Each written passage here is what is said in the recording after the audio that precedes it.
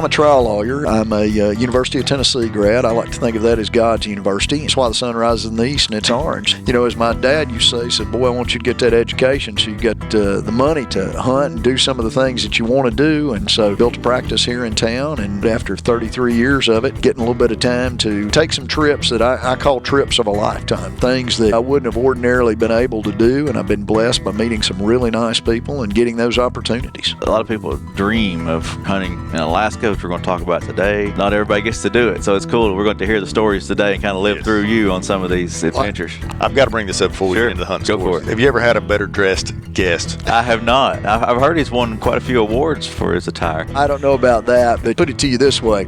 When I'm out in the woods or I'm out fishing, you know, that's kind of my undercover look because ain't nobody going to recognize me, you know? I mean, I got my hunting gear on, I got my cap on. I'm on the down low. I'm enjoying what I like to do. The award-winning Tennessee Wildcast is on the air with the latest on hunting, fishing, boating, wildlife watching, and all things outdoors. Make welcome your host, drummer and outdoor expert novice, Jason Harmon. Hello, everybody, and welcome to this edition of Tennessee Wildcast. We're glad you're tuning in. Thanks for watching. Thanks for listening. We got a great show lined up for you today. We're still in Knoxville, Tennessee, right outside of Knoxville at the John Sevier Hunter Education Center, and I'm glad Matt Cameron's having us here and helping me co-host. Yeah, buddy. We always love having you here in God's country and Big Orange country. Yeah, go Big Orange. Glad to be here. It's awesome to be in East Tennessee in the fall. It's the best time of year, best place to be. We're going to talk about big game hunting today. We're going to be kind of all over the place today. We got Mr. T. Scott Jones, attorney here in Knoxville, and excited to have him on the show. Thanks for being with us. Oh, man, I tell you what, man, it's an honor to be asked. I mean, this is kind of like a boyhood dream as a hunter and a fisherman, so this is big stuff. Very cool, very cool. Well, you have a radio show of your own and a lot of stuff going on. We're going to get into all that today, but I appreciate you being here. It's going to be fun. Sounds good. Looking forward to it. Radio station for today, we appreciate our radio partners. I'm going to jump a little bit further south from Knoxville today, WJSQ 101.7 FM. Out of Athens, Tennessee. We appreciate our radio partners, and that station carries the show. Wildcast on Saturday mornings at 6 a.m. and Wildcast Extras, our daily show, at 6 a.m. So every day of the week, you can catch us at least a 5-minute portion, and by the end of the week, you've heard the whole show with those extras. So we appreciate our radio partners and all across the state, but especially today, Athens station, WJSQ 101.7 FM. So is that where you're from, that area? Yeah, that's right across the hill from Decatur, Tennessee, where I grew up. So yeah, it's great to be on the station down that way. Heck yeah, making the hometown proud. Yeah. And if you haven't, while we're talking about it, I'll go ahead and plug a show from the past, a show with Chris Hennessy, country music artist, big game hunter. Grew up there in Decatur as well. We did a show with him, so if you haven't heard or seen that one, go check it out. It's a good one. Yeah. He's a fantastic musician. I got to see him up in Bristol way back when. Philip Earhart, he used to work for us, now works for the National Forest Service, but his family owns property right next to the Bristol Motor Speedway. Mm-hmm. It's a gold mine, as you can imagine. It's a campground, but Chris Hennessy would come and play back then in the campground, man. So, yeah, I've been following him for going on 20 years, I guess, now. Yeah, he's a great guy. He's fun. Well, Scott, I appreciate you coming on. Like we said, you're a big game hunter, attorney here in Knoxville, but just give us a little bit history about yourself and kind of how you came up in the outdoors and grew to love hunting and fishing here in Tennessee.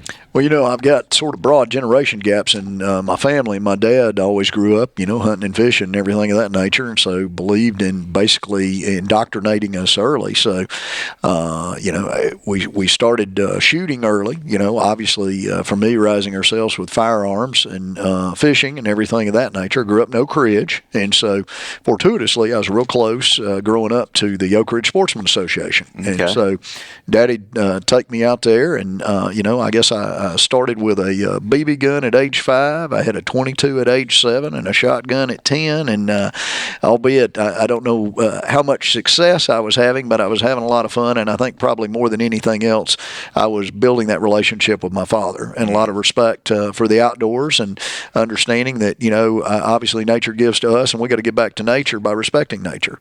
Yeah, definitely.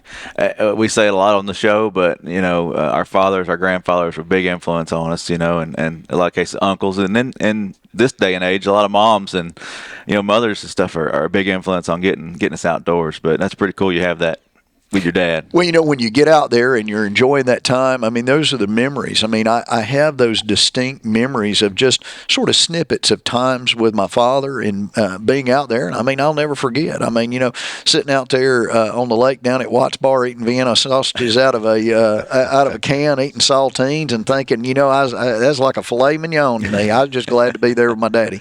Yeah, that's the lunch of choice, I guess, for a lot of fishing trips and hunting trips. It takes and keeps, and you can stay full. So, give us a little background on your work here in Knoxville. What you do? Well, I'm a trial lawyer. I'm a University of Tennessee grad. I like to think of that as God's university. Go big on it. Yeah, absolutely. And that's why the sun rises in the east and it's orange. So we know all good things start with the bright color orange. But that being said, I went down to undergraduate in Atlanta at Emory, came back up here and went to UT's law school, started practicing in 1990, and have been here ever since. And, as my dad used to say, he said, boy, I want you to get that education so you get the money to hunt and do some of the things that you want to do. And so just basically built a practice here in town. And, now, knock on wood, after 33 years of it, getting a little bit of time to take some trips that I call trips of a lifetime, things that, I wouldn't have ordinarily been able to do. And I've been blessed by meeting some really nice people and getting those opportunities. Yeah. It's a lot of people dream of hunting out west or hunting in Alaska, which we're going to talk about today. Getting out of the state of Tennessee, but not everybody gets to do it. So it's cool. We're going to hear the stories today and kind of live through you on some of these adventures. Well, I tell you what, it's like I look back through my pictures that I have on my phone and stuff, and it's like other folks are like, hey, I want to see this picture. I mean, mine's going to be all these wildlife pictures on my phone, like, hey, you see this? And, that's what I enjoy. I mean, a lot of my pictures are game that I've seen that, it's just neat to be out there observing things. I was in Nashville yesterday, and I was at the Parthenon. And, I'm sitting there, I was killing a little bit of time, and here's this squirrel on this tree doing this, and I've got these pictures filming this squirrel on a tree in the middle of Centennial Park in downtown Nashville. So just the appreciation and the observing things, I mean, to me, that's cool. Appreciate you bringing that up. This is a man that's hunted and killed moose, killed elk. Yep, absolutely. Going on a caribou hunt. He's killed mountain lion, but he sat there and recorded a squirrel on a tree in downtown Nashville. So I appreciate you saying that, brother. I've got to bring this up before we get into the hunting sports. He's got plenty of them. Have you ever had a better dressed guest on the show? I have not. I've heard he's won quite a few awards for his attire. Tell us about your. Well, I don't know about that, but as they say, a blind squirrel finds a few nuts, and so that may have been it. But my daddy used to always say, he says, son, they're going to talk about you, and so we'd rather have them talk about you for being well dressed than poorly dressed. So I take great pride in it, and I've been recognized a few times for that. So I'm very, very blessed about that. But let's put it to you this way: when I'm out in the woods or I'm out fishing, that's kind of my undercover look, because ain't nobody gonna recognize me. I mean, I got my hunting gear on, I got my cap on. I'm on the down low. I'm enjoying what I like to do. I'm sure it's pressed though, right? Probably. Now he's got how about your Snuggie? We've got that dead down scent, and now I tell you what, I mean, shameless plug. I got one of them heater body suits. Oh. And where we hunt up in Illinois a lot, we got some leases up there. It gets cold, and I mean, it certainly gets cold in East Tennessee. But when I saw the advertisements for that thing, I thought, is that thing really that big a deal? And so ordered one for me and my son.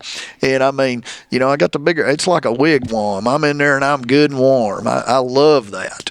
So you mentioned your son, and I don't think we touched on it, but you're passing your love for hunting onto your son? Absolutely. Both my son and my daughter, they're both outdoor folks, and my son has been hunting with me quite a bit. He's now matriculating in Nashville in law school, and so he works full time for the state. He works for the Tennessee Secretary of State, and he's in law school at the Nashville School of Law, goes to law school at night, and my daughter just graduated law school, and she is now practicing with us. She's finishing up her licensure stuff as we speak, and so I love being outside with them, doing stuff, because hopefully I'm creating the same type of memories that my father created with me, and they'll remember, when the old man's dead and gone, that he spent the time with me, because it doesn't matter how much money you got, it doesn't matter anything else materially, but at the end of the day, the one thing you can't buy time, and you can't buy those memories. Yeah, that's well said. Yeah, very much so. So before we get into these stories, we were chatting before the show, and you mentioned that you play by the rules. Absolutely. It's and safety is number one, and you took hunter safety right here, correct? 1979. I actually pulled my card out. I mean, that's not just, talk. I mean, legitimately was here. Man, my dad came over here. Of course, obviously he would have been an age that it wouldn't have been required for him to have taken it, and, thought it was so important to impress those rules upon me. I mean, not only for safety, but also so that we preserve basically it for generations to come. And I think any true hunter observes and does his or her dead level best to hunt within the rules, to fish within the rules. And the rules are there, I mean, not only for the hunter or the fisherman's protection, but they're also there for the protection of the very nature and the wildlife that we're out there enjoying. Right, yeah, to protect that resource. Absolutely. Well, we were chatting, and you mentioned the tack line story.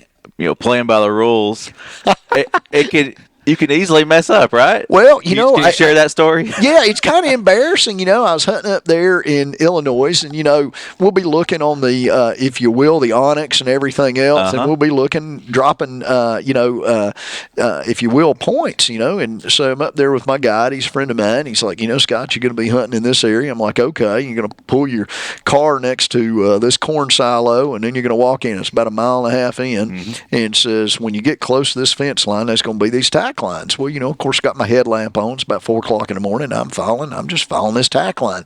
Well, evidently, there's another tack line there close by, and I got off on the wrong tack line, and so of course, all of a sudden there's a stand. So I climb up there and I get all locked on and using my safety harness. I believe in those too. Yeah. I mean, that being said, those hard falls, they can end your life, and I mean that little bit of safety, that's what you do.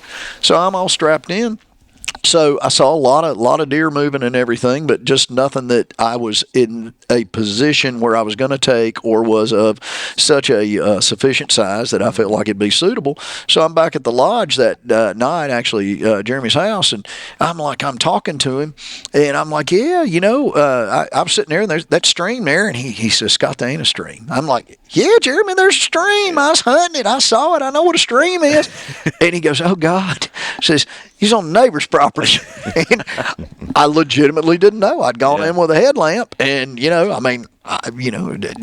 I don't know. Hopefully the statute of limitations broke on it. I didn't shoot anything, so I was a wildlife observer that day. I was not a hunter. I was appreciating nature. It can happen, and play by the rules, and do what do what you can to be correct, but it happens. You can get off track or something. All those little safety tips, think about it. You know what I mean? You're going to step over a fence or whatever, don't load your weapon. Just do it the right way. I mean, don't try to take that shortcut. You know what I mean? You climbing up the stand with your rifle loaded. Why? What's the purpose of it? I mean, how many times have you had that just snapshot climbing up a stand, holding on with one arm with your rifle? It ain't going to happen.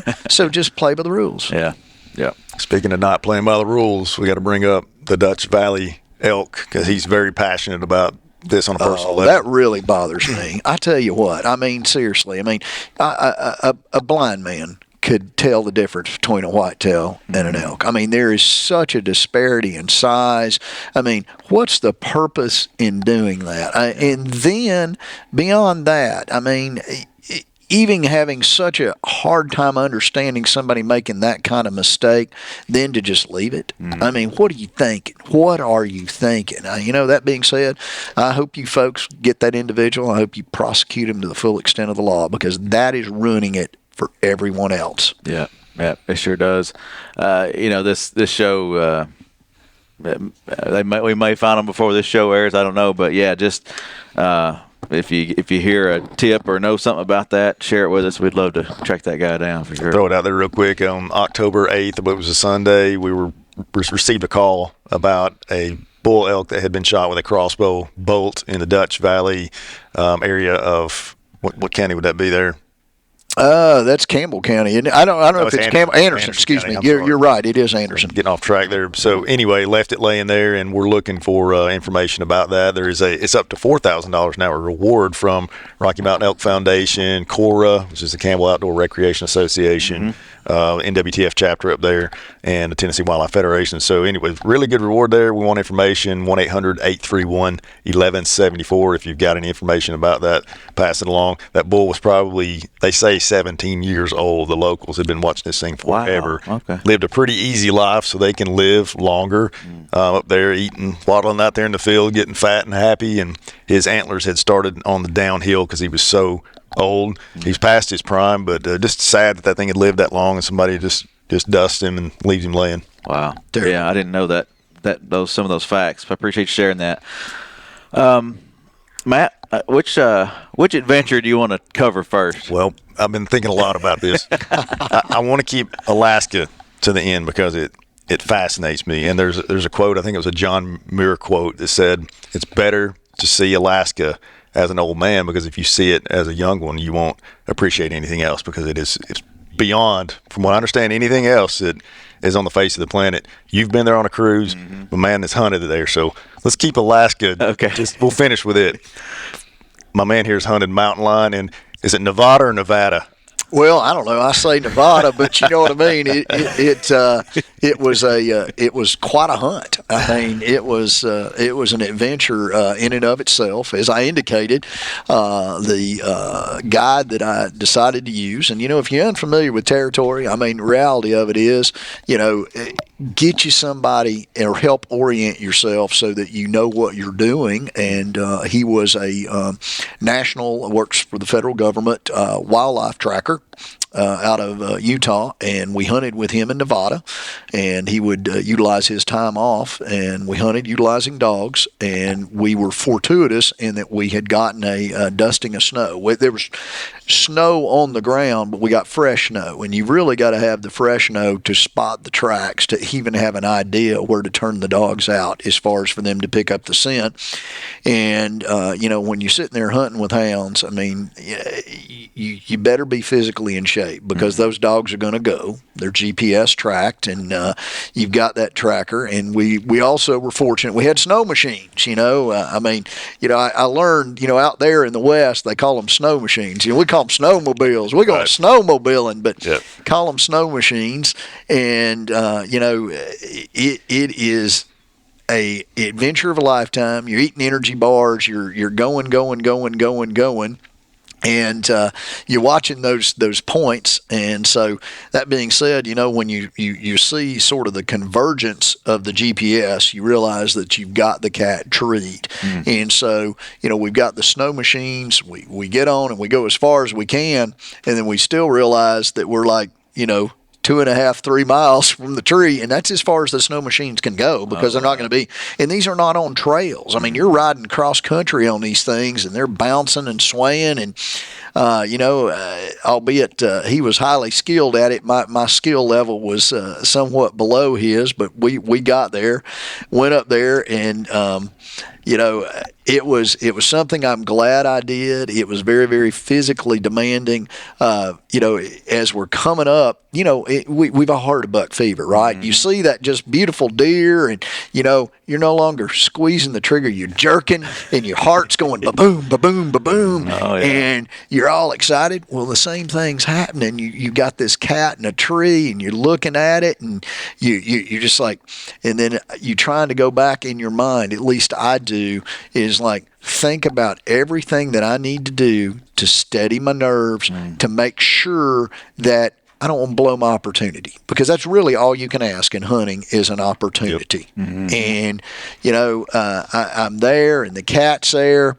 And I actually had an old Marlin 336 35 caliber. Okay, right. So 35 caliber. It was an older gun with a Tasco scope. Tells you how old it is. It was like a 1971 model, which weapon. And I calmed down and squeezed, and I was successful. And I have a neat picture, and everybody's like, "Oh, you smiling?" I'm like, "No, it was 167 pounds. I was gritting my teeth because, I'm not that big a guy, and I'm holding that cat up, and I'm like, that rascal was heavy." Wow. So, yeah. But it was the walk back was much easier than the walk there on that. And I tell you, too, the safety and everything of that nature, I have a Garmin inReach, and I did not take it on that trip. I normally do, because I wasn't expecting that. And, of course, in Alaska, and that ability to at least have some ability to summon help. Mm-hmm. And, as a hunter, I think you've got to respect the fact that, we all consider ourselves pretty good outdoorsmen and outdoors people, but you can get in over your head real quick. Mm-hmm. And, sometimes you got to check that ego. I know that when I was up in Alaska, I sure did. Well, even in Tennessee, in some places, it's wild enough that you could get lost, or, especially hunting alone. Yeah. Get turned around, it get dark quick or something, Well, look how fast hypothermia sets in. You know what I mean? You're hiking, you get hot, that sweats on your body, and then you stop the motion, and then you start cooling down. Bad things can happen. You all of that stuff that we get drilled into our head to take as safety gear, and then we're like, well, maybe I'm not going to take that. I always look at it, I'd rather, as I was a Boy Scout, Eagle Scout too, by the way, be prepared. Yeah. So, understand that, there are unfortunate eventualities that you can't plan for, and you better look out for your own self. Yeah, definitely. Well, Alaska. Yeah, we'll just get there before we run out of time. Hard to believe we're 20 minutes in already. Yeah, I know. My verbosity knows no bounds. Look at that. I'm sort of shy. In case y'all didn't notice. Yeah. So, moose, right? Is that what we went after in Alaska? Absolutely. Lay it on us. In the Bear Grease podcast, I talked about it before, but yeah. I'm enamored with it. Are you familiar with the Bear Grease podcast? Oh, yeah. Love it, man. They did a whole 2 or 3 series on Alaska, and he mentioned this, and I did not understand this about Alaska. 660,000 square miles. This is one state. California, Montana, and Texas will all fit inside Alaska, and we know how big those states are. So help me understand. Well, let me give you an example, right? Being involved basically as wildlife officers and familiar with the state of Tennessee, we look at acreage, right? Because that's generally how we talk. So there was one ranger in the Whitchick State Park, right? So you're like, okay, one ranger, whatever. 1.67 million acres. Wow. Okay. That she patrolled? She patrols with a float plane. And obviously boats, watercraft, and things of that nature. Yeah. But for the most part, a float plane, because you can't strap the boat to the side of the float plane and fly up there and then go from there. And it was amazing. I tell you, I had not seen in the wild, but just on a few occasions. And this is kind of the porcupines. I mean, you know what I'm saying? I saw one when I was there. and you're like, wow, Yeah. we saw all sorts of, and everybody's like, do you see any bears? I'm like, yeah, like 300 or 400. Because they're salmon fishing. The bear, the salmon are on the streams, and it's a resource for the bears to go eat. And then you're looking, for all of the bushes with the various berries and stuff like that. And at the time that I was there about a month ago, the bears are all putting on weight because they're getting ready to hibernate, and they're big brown bears, and it is definitely sort of wild and woolly country, and you realize just I could sit there at some points just looking at these vistas and just awestruck, and then thinking in my mind, there's not been another man or woman walk on some of these areas that I'm there. And, the moose in and of themselves, they're solitary animals. Mm-hmm. And I think folks get some sort of a perspective that they're like a herd animal and they're just going to stand out there in the field, and there's no patterning them. We get used to all of these hunts with, whitetail, where we're going to set up our cameras and we're patterning them and we have an idea of what they're going to do.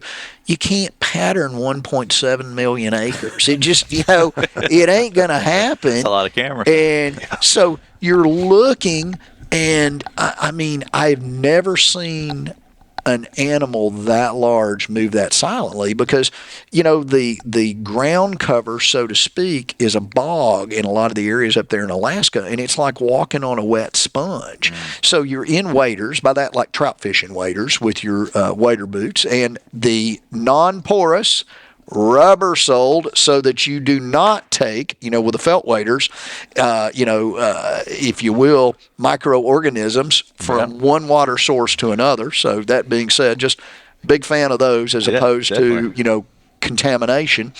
But you're hunting and you're working so hard. There were days that we had, our phone, even though it's not working, will count your steps, over 30,000 steps.